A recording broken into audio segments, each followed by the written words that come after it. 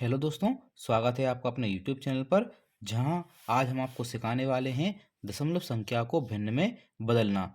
यहां आपको अलग अलग संख्याएं दी होंगी, सरल से कठिन की ओर बढ़ेंगे और उसके बाद हम आपको भिन्न को दशमलव में बदलना भी सिखाएंगे। तो आइए शुरू करते हैं। यहाँ हम पहला क्वेश्चन लेते हैं। 0.05 है। तो आपको यहाँ क्या करना है, जो संख्या है वो आपको नोट करना है। संख्या 5 है और यहाँ आपके पास 2 अंकों के बाद पॉइंट लगा हुआ है। तो यहाँ आपको ध्यान रखना है, क्या करना है, जो पॉइंट है, पॉइंट की जगह पे आपको लिखना है 1। पॉइंट की जगह पे आपको 1 लिखना है और उसके बाद 1 और 2 संख्या हैं, 1 और 2 संख्या हैं, उतने आपको 0 लगा देना है। अब आपको इसको आसानी से काट देना है। तो हम इसको 5 से काटेंगे, तो 5 एकम 5, 5 से इसको काटा, कितना आ गया, 5 दूना 10 और 0। तो इसका आंसर आपका कितना हो जाएगा, 1/20। ये आपका इसका आंसर हो जाएगा, ये भिन्न में चेंज हो जाएगा। दूसरा हम देखते हैं, 12.5 दिया हुआ है। तो हम संख्या लिखते हैं पहले 1 2 5, मतलब 125। अब आपको क्या करना है, जहाँ दशमलव लगा हुआ है उसकी जगह पे आपको लिखना है 1 और उसके बाद आपकी एक संख्या है तो एक ही 0 हमको लगा देना है। अब इसको काट देना है। तो हम इसको 5 से काटते हैं, कितना आएगा, 5 दूना 10, 2 बचेगा, 25 हो जाएगा, पचम 25। और 5 से इसको काटा, कितना आ गया, 5 दूना 10। तो हमारे पास इसका जो आंसर आएगा वो कितना हो जाएगा, 25/2। ये आपका इसका आंसर हो जाएगा। लास्ट देखते हैं हम, 1.35।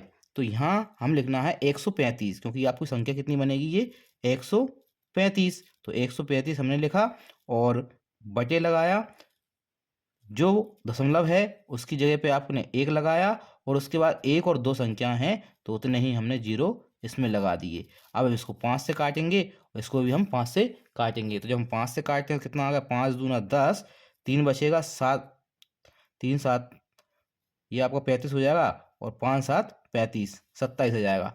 5 से इसको काटा हमने, कितना आएगा, 5 दूना 10 और एक 0। तो आपका आंसर बनेगा 27/20।